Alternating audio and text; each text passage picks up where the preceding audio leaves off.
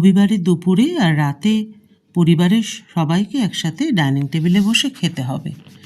30 বছরে এই নিয়মে অন্যথা হয়নি আজ পর্যন্ত। দুপুরে খাবার টেবিলে একসাথেই খেতে বসেছে সবাই। স্বামী সজলবাবু, ছেলে রঞ্জন, মেয়ে রঙ্গনা আর বৌমা দীপশিখা। গরিমা দেবী ছেলে আর স্বামীকে খেতে দিয়েছেন। দুপুরের মেনুতে আজ ছিল রসুন দিয়ে কলমির শাক ভাজা, চাল কুমড়ো সর্ষে দিয়ে ভাপা, পটল ভাজা দিয়ে ভাতের থালা সাজিয়ে পাশে বাটিতে বাটিতে মসুরির ডাল, আলু দিয়ে রুই মাছের ঝোল সাজিয়ে দিলেন। রুই মাছের মাথাটা রঞ্জন খেতে ভালোবাসে বলে গরিমা দেবী ওর বাটিতে দিয়েছেন। সবাইকে খেতে দিয়ে স্বামীর পাশের চেয়ারটিতে বসলেন গরিমা দেবী।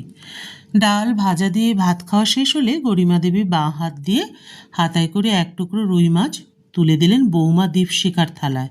ভ্রুটা কুঁচকে গেল রঞ্জনের। ও কিছু না বলে দীপশিখার থালায় নিজের মাছের মাথাটা তুলে দিল। গরিমা দেবীর সঙ্গে সঙ্গে বলে উঠলেন, আরে খোকা, তুই রুই মাছের মাথা খেতে ভালোবাসিস তো, ওটা তুই খা।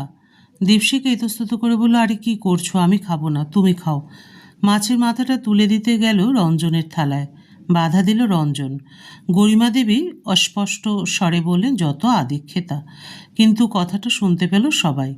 রঞ্জন মায়ের দিকে তাকে ধীরে কিন্তু দৃঢ় কণ্ঠে বলল, আমরা 5 জন মানুষ, প্রতিদিন 1 কিলোর বেশি ওজনের গোটা রুই মাছ কিনে নিয়ে আসি, যাতে মাছের মাথাটা সবাই ঘুরিয়ে ফিরিয়ে খেতে পারে।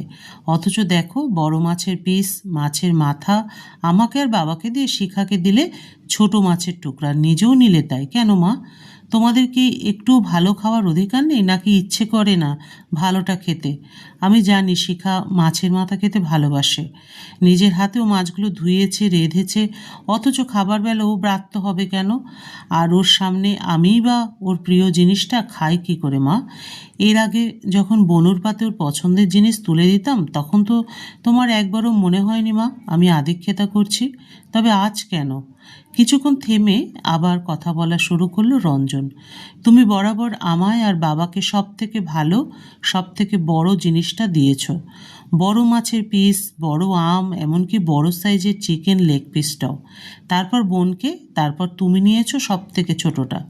এই নিয়ম আমি কোনোদিনই সমর্থন করতাম না। তাই বোন লেগ পিস খেতে ভালোবাসে বলে বড় লেগ পিসটা ওর পাতে তুলে দিতাম। সমাজ কি শুধু পুরুষকেই ভালোটা খাওয়ার, বড় জিনিসটা খাবার অধিকার দিয়েছে? আর সব পুরুষই কি চায় শুধু সেই ভালোটা খাবে? না, আমিও কখনো চাইনি শুধু ভালো জিনিসটা আমিই খাবো। আজ স্বামী হয়ে কী করে চাই ভালো জিনিসটা আমি খাবো? সন্তান হয়েও চাইনি ভালো জিনিসটা আমি খাবো। তাই আগে তোমার পাতে অনেকবার অনেক কিছু তুলে দিয়েছি, কিন্তু তুমি আবার আমার পাতে তুলে দিতে, জোর করলেও খেতে চাইতে না, তাই পরে দেওয়া ছেড়ে দিলাম। ভবিষ্যতে একজন বাবা হয়েও আমি চাইবো না ভালোটা শুধু আমিই খাবো। খাবার টেবিলে পিন পতনের নীরবতা। এতক্ষণ সজলবাবু নীরবে খেয়ে যাচ্ছিলেন, এখন তিনি খেতে খেতে থমকে গেছেন। হঠাৎ ওনার মাছের বড় পেটের পিসটা তুলে দিলেন গরিমা দেবীর পাতে। আমতা আমতা করে উঠলেন গরিমা দেবী। 40 বছর পর, হ্যাঁ 40 বছরের বিবাহিত জীবনে এই প্রথমবার একটা ভালো জিনিস গিন্নির পাতে তুলে দিলেন সজলবাবু। এতদিন তো ওই মাছের চামড়াটা, চারা মাছের মাথাটা, আমের আটিটা যেগুলো তিনি খান না, সেগুলো স্থান পেত গরিমা দেবীর পাতে। গলার কাজটা দলা পাকিয়ে আসলো যেন গরিমা দেবীর। মনে পড়ে গেল তখন উনি নতুন বিয়ে হয়ে এসেছিলেন শ্বশুরবাড়িতে।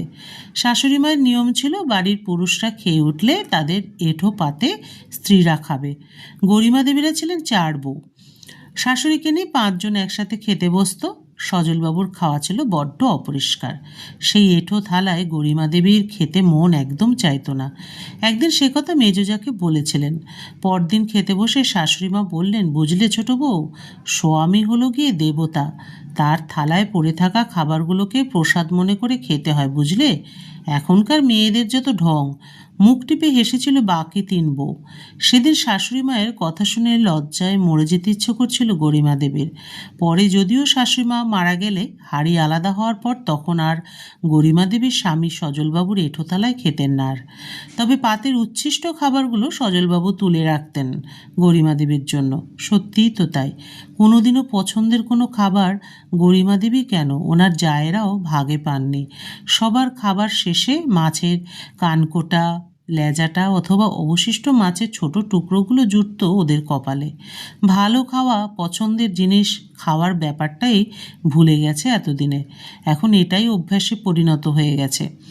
ভালো জিনিসটা স্বামীকে দিতে হয়, ছেলেকে দিতে হয়, ওরা খেলেই আমরা খুশি।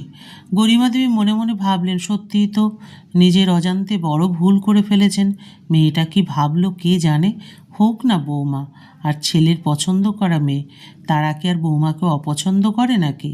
আর তাছাড়া দীপশিখা যে ওনাকে মা বলে ডাকে, কি মায়াময় সেই ডাক। বৌমার পছন্দ অপছন্দের খেয়াল যে ওনাদেরও রাখা উচিত। একটা দীর্ঘশ্বাস ফেলে মনে মনে বললেন, যাক, এই ভেবে ভালো লাগলো যে ছেলের চিন্তাধারা অনেক উন্নত। আর আজ ছেলের বাবাও ছেলের থেকে শিখল কিভাবে স্ত্রীকে সম্মান করতে হয়, ভালোবাসতে হয়, স্ত্রীর ভালো লাগার খেয়াল রাখতে হয়। সব শিক্ষা পারিবারিক হয় না, কিছু শিক্ষা নিজের অন্তর থেকেও মানুষ পেয়ে থাকে। গরিমা দেবী দীপশিখাকে বললেন, বৌমা, খোকাকে ছাড়া আমাকেও মাঝে মধ্যে তোমার পছন্দের কথা বলো। জানি আমি শাশুড়ি মা, তবু আমিও তো তোমার মাই।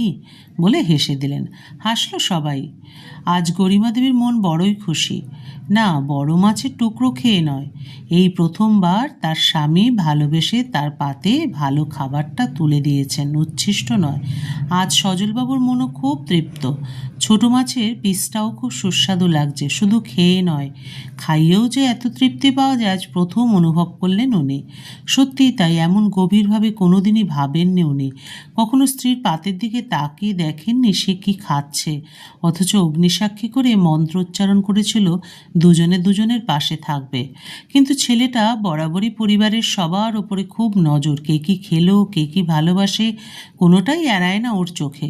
সজলবাবুর মনে পড়ে গেল রঞ্জন বিয়ে হয়ে আসার 3-4 দিন পর সবাই একসাথে খেতে বসেছে। দীপশিখা কোনো একটা জিনিস খায় না, ফেলে দিতে যাচ্ছিল। রঞ্জন বলল, আমায় দাও, আমি খাবো, বলে দীপশিখার থালা থেকে সেটা তুলে নিয়ে খেয়েছিল। দেখে রঞ্জনের বড় জেঠিমা ব্যঙ্গ করে বলেছিলেন, কিরে রঞ্জু, বইয়ের এঁটো খাচ্ছিস? কি দিনকাল এলো। রঞ্জন তখন হেসে বলেছিল, তোমাদের বৌমা যদি আমার এঁটো খেতে পারে, আমি কেন নয়? আমি যেটা খাই না ওকে দিয়ে দিই, ও যেটা খায় না আমি কেন খাবো না? ফেলে দেওয়ার থেকে তো খাওয়া ভালো, তাই না বড় মা? সেদিন চুপ করে গিয়েছিল রঞ্জনের বড় জেঠিমা। সজলবাবু মনে মনে বললেন, এখনকার দিনের ছেলেদের চিন্তাধারা অনেক উন্নত। যেটা আমরা পারিনি সেটা ওরা করে দেখায়। চিন্তার ছেদপতন করে এক মুখ হাসি নিয়ে বললেন, বৌমা, মাছের ঝোলটা খেতে সত্যিই খুব ভালো হয়েছে। তোমার এত পড়াশোনা, কলেজের অধ্যাপনা করেও যে তুমি এত সুন্দর রান্না করো, সত্যিই তোমার হাতে জাদু আছে। আজ দীপশিখার মনটাও ভীষণ তৃপ্ত। না, মাছের মাথা খেয়ে নয়, ও যে জীবনসঙ্গী বাঁচতে ভুল করেনি সেটা ভেবে ও খুব গর্বিত। দীপশিখার বাবার বাড়ি ব্রাহ্মণ, রঞ্জনরা কায়স্থ। স্বাভাবিকভাবে বিয়েতে বাধা সৃষ্টি হয়েছিল, অনেক বাধা এসেছে, অনেকে অনেক কথা বলেছে, কিন্তু তার সত্ত্বেও দীপশিখা পিছিয়ে আসেনি। ও ছিল নিজের সিদ্ধান্তে অটল। বিয়ে করলে রঞ্জনকেই করবে, রঞ্জনকে বিয়ে করে ও খুব সুখী। একটি পরিবারের স্বামীর স্থান ভীষণ গুরুত্বপূর্ণ। যে পরিবারের স্বামী তার স্ত্রীকে মর্যাদা দেয় না, সম্মান করে না, সেই পরিবারের বাকি সদস্যরাও তাকে সম্মান করে না। আজ হয়তো রঞ্জন না বললেও ও মুখ ফুটে কিছু বলতে পারত না, নিজের পছন্দের কথা জানতে পারত না। পছন্দের জিনিস খাওয়ার জন্য বাপের বাড়ি কবে যাবে তার অপেক্ষায় বসে থাকতে হতো। সেটা মোটেই শ্বশুরবাড়ির পক্ষে সম্মানের নয়। মনটা একরাশ ভালো লাগায় ভরে রয়েছে দীপশিখার। রঞ্জনের ওপর ভালোবাসাটার সাথে শ্রদ্ধাও যেন বেড়ে গেল আরও শতগুণ। রঞ্জনের দিকে তাকে মিষ্টি করে হাসল দীপশিখা, আর রঞ্জনও ভীষণ খুশি। প্রথমত ওর মিষ্টি বইয়ের মিষ্টি হাসি দেখে, দীপশিখাকে খুব তৃপ্তি করে মাছের মাথা খেতে দেখে, আর ওর মাকে বাবার দেওয়া মাছটা তৃপ্তি সহকারে খেতে দেখে। যদিও মায়ের চোখের কোণ চিকচিক করাটা দৃষ্টি এড়ায়নি রঞ্জনের, তবে ওটা যে আনন্দ অশ্র। আজ সজলবাবু, গরিমা দেবী, রঞ্জন এবং দীপশিখা সবার অনুভূতিগুলো এক ভালো লাগার আবেশে জড়িয়ে আছে। আর চারজনের আত্মায় বড় তৃপ্ত। আর রঙ্গনা সাক্ষী হয়ে রইল বাবা মা দাদা বৌদির সুন্দর বোঝাপড়ার এক সুখমধুর দৃশ্যের। গল্পের সমাপ্তি এখানেই। আবার দেখা হবে পরবর্তী আরেকটি গল্পের সাথে।